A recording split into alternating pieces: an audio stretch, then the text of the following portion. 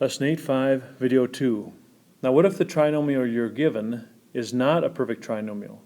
Meaning that when you factor it, either it's not factorable or you factor it and it does not come out to be the same thing in each binomial. Well, you can do something about that, and that's called completing the square.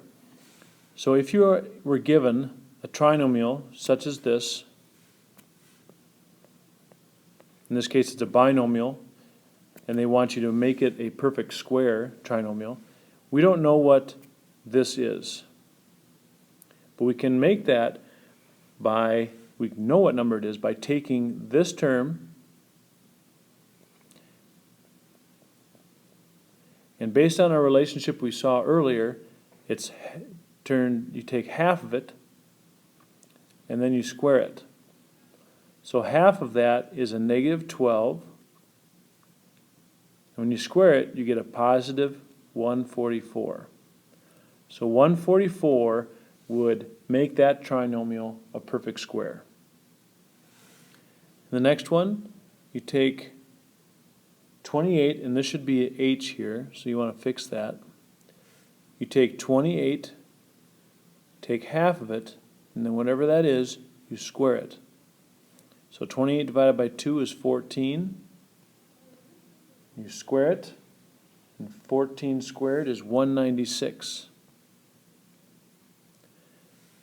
Now it also states that you want to write the trinomial in a perfect square. So what it does is you take what you're given,